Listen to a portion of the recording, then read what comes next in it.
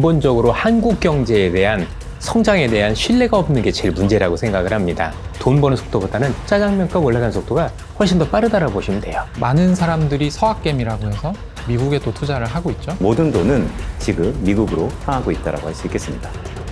보통은 달러 패권이라고 얘기를 하죠. 달러가 가장 우위를 점유하고 있다는 겁니다. 2026년에는 전쟁의 시대가 될 것이다라고 저는 생각을 합니다.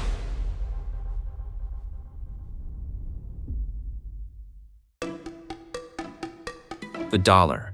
After America's monetary independence, the United States, through the Coinage Act of 1792, established the nation's currency for the first time. But at that time, the dollar was not the green banknote we commonly know today. It was rather closer to lumps of silver or gold, an era when the weight of metal, not national credit, equaled value. The early form of the dollar was merely a crude metal coin that imitated the Spanish silver coins widely used at the time. The dollar's status was also humble. The center of global finance was Europe, particularly during the era dominated by the British pound.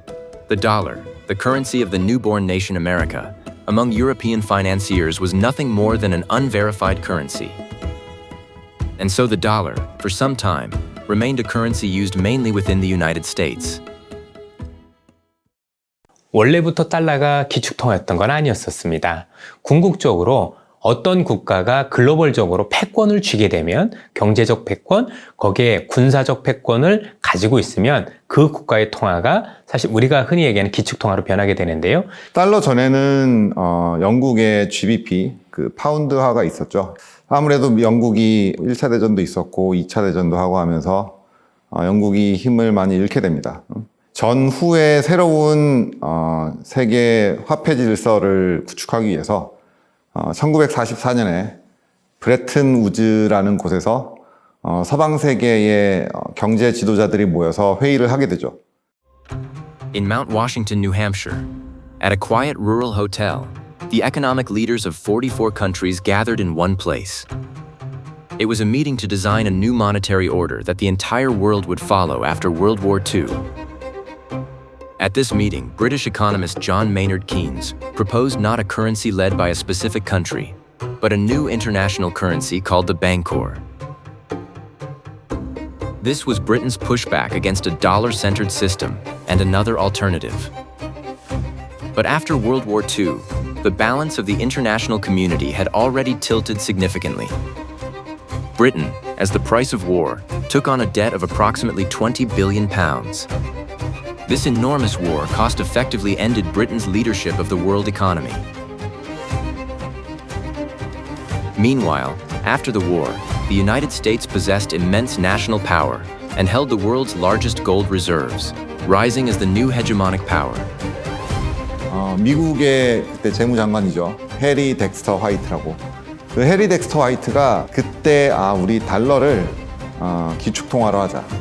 즉 어떤 나라나 각국 간에 무역을 할 때 우리 달러로 결제를 할 수 있게 하고 대신에 너희가 달러를 못 믿으면 달러를 금으로 태환해 주겠다. 금으로 변환해 주겠다고 약속을 했어요.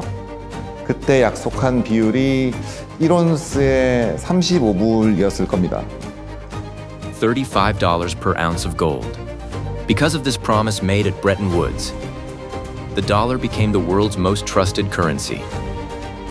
Trust in the dollar solidified America's economic power and placed it at the center of world order.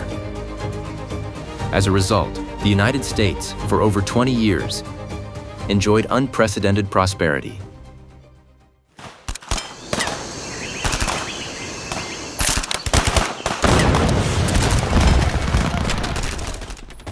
But America's promise began to waver in the face of war. 미국은 베트남 전쟁 이후에 상당한 재정 적자와 낙후된 생산 설비 등을 인해서 경쟁력을 서서히 잃어버리게 됩니다. 따라서 당시 70%에 육박한 금을 보유했던 미국이 1970년대에 들어서 그의 비율이 상당히 낮아졌고 급기야는 온스당 달러를 바꿔줄 수 없을 정도의 금 보유고가 상당히 낮아진 사건이 있었습니다. 과연 미국이 돈을 들고 있을 것인가? 그때 일종의 달러런이 일어났습니다. 그때. 어느 정도 일어나서 많은 나라가 미국에서 실제로 금을 인출을 했고요. 특히 프랑스 같은 데가 미국 야 너희 정말 금 있냐? 금 내놔라 해서 달러 패권에 대한 불안 및 달러 패권을 깨고자 하는 여러 국가들의 움직임이 시발점이 되었고요. 닉슨 대통령이 그때 야 우리 더 이상 이거 못 해주겠다 라고 선언을 해버립니다. I have directed Secretary Connally to suspend temporarily the convertibility of the dollar into gold or other reserve assets. Sunday night, August 15th, 1971. With a single word from President Richard Nixon, the anchor holding the world economy in place came loose. The promise that dollars could be exchanged for gold at any time. The moment that promise was broken, the market lost its direction. The shock was immediate.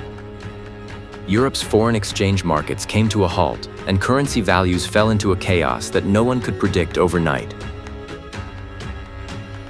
A world that no longer guaranteed the value of money. People gripped by this fear began to move in search of tangible assets. Soon came the oil shock and uncontrollable inflation. The gold price, once tied to $35 per ounce, within just a few years soared to a level approaching $800 per ounce. But is America a country that would collapse this easily? In 1974, U.S. Secretary of State Henry Kissinger quietly boarded a plane. He was going to meet King Faisal of Saudi Arabia. Inside his bag was a new blueprint to save the dollar from crisis. The United States made an offer Saudi Arabia couldn't refuse. In exchange for providing the royal family's safety and military protection, Saudi oil would only be traded in dollars. To buy oil, you need dollars. And to have dollars, you must trade with the United States.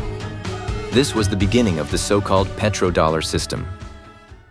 그 페트로달러가 될 수 있었던 결정적인 계기가 미국의 금융시장입니다. 즉 미국은 브레튼 우즈 시스템 이후에 달러 체제를 유지하기 위해서는 달러의 큰 수요처가 필요했고 사우디 입장에서는 막대한 외화가 들어오는데 이 외화를 유동성이 높은 시장에 투자할 수 있는 수요가 있었고요.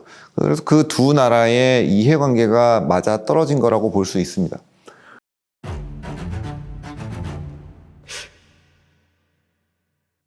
The end of the Cold War, the Asian financial crisis, the dot-com bubble burst, and even the 9/11's attacks. Every time global crises repeated, ironically, the dollar grew stronger. Because the anxious money flowed to where it was considered safest, toward the United States. And there were other episodes after that, where people predicted that, the dollar is finished, when the United States started running big trade deficits. And every time these turned out to be wrong, because I think the most important factor, again, was that American financial markets were so deep, so broad, so liquid. That's a crucial advantage that the dollar has over other currencies. In God we trust. Like this phrase inscribed on the dollar. People, as if believing in God, never doubted the dollar. However, the dollar's power was not built on faith alone. The world's largest and most liquid financial market, that overwhelming structure, at every moment of crisis, pulled the dollar back up. 달러는 이렇게 스마일이라는 게 있습니다. 양 끝에가 가장 달러가 강한 지점이고요. 가운데가 달러가 가장 약한 지점입니다. 그 국가의 통화는 그 국가의 펀더멘털을 반영한다는 측면에서 언제 달러가 가장 강하냐? 미국 경제가 주요 국가 대비 가장 견고할 때 달러는 강합니다. 또한 반대로요, 이 스마일, 이쪽 선에서의 달러의 강세는 전 세계가 가장 큰 위험에 들어갔을 때, 즉 경기 침체 국면에 또 달러가 강한 측면이 있습니다. 미국 경제가 가장 강하거나 전 세계가 가장 크게 위기감을 느꼈을 때 달러는 강하다, 스마일이라고 할 수 있겠습니다. A trust can crack not from external shocks, but from the deepest place within. Once the symbol of Wall Street, the world's largest investment bank, the bankruptcy of Lehman Brothers. That was truly a bleak period. 그때는 정말 암울했던 시기였습니다. 정말 무서웠어요, 그때는. At that time, In 2008, the United States faced the most serious financial crisis since its founding. The shock that began with subprime mortgages shook Wall Street, and the aftermath spread throughout the entire global financial system.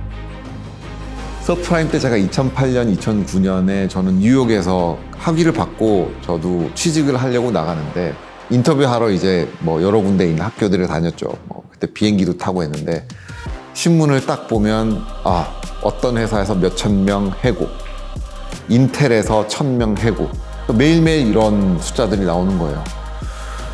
Financial products built on mortgage-backed loans began to collapse like dominoes. And the value of homes and pensions, once believed safe, also began to rapidly shake. Banks fell into great chaos, and the government had to inject enormous amounts of money to prevent the financial system from collapsing. 사실 2008년에 부실 채권을 어떻게 보면 정부가 구입해주기 위한 과정에서 돈을 찍어내는 것들이 첫 번째 양적 완화잖아요. TARP라고 하는 Toxic Asset Repurchase 프로그램이 페드에서 진행이 됐던 게 시작인데, 지금 아시다시피 그때 풀렸던 현금 유동성, 현금의 유동성이 너무 많아서 흔해진다는 건 돈이 돈 가치를 못하는 거죠. 그게 우리가 얘기하는 물가 상승이라고 하는 인플레이션. 물가가 상승하게 되면 미래에 100달러를 준다라고 하더라도 그 미래에 100달러로 물을 몇 병을 살지에 대한 걱정을 하게 되니까 뭐가 문제가 되냐면 채권 시장이 붕괴되고 있죠. 요 현금에 대한 양적 완화, 그리고 미래의 돈인 채권에 대한 신뢰도 하락, 이거는 명목화폐를 지탱하고 있는 현금과 채권 시스템에서 가장 근간이 되는 이 채권 시장에 대한 신뢰도가 떨어지는 일들이 발생하기 시작한 거예요. The 2008 financial crisis became an opportunity to ask fundamental questions about the system we had taken for granted. The belief that banks will always be safe. The belief that the state will protect the value of currency. As the roots of this belief shook, people began asking for the first time, who is this financial order really for? 그러니까 글로벌 금융위기를 사실은 월가의 금융사들이 굉장히 방만하게 운영을 하면서 발생했던 것인데, 그거를 결국 이제 미국의 국민들의 세금으로 그것을 이제 구제금융을 하기로 했다라고 하는 내용의 기사가 이제 삽입이 됐습니다. In 2008, amid the chaos, there was one person watching this situation unfold, Satoshi Nakamoto, operating anonymously. He judged that the existing financial system was poorly designed. And shortly after, he revealed a new form of financial system he had conceived to the cryptography research community. Bitcoin, a peer-to-peer cash system. In other words, without intermediaries like banks or governments, it means a decentralized financial system where individuals can exchange value directly with one another. That was the starting point Bitcoin presented. And on January 3, 2009, this experiment with its first mining revealed itself to the world.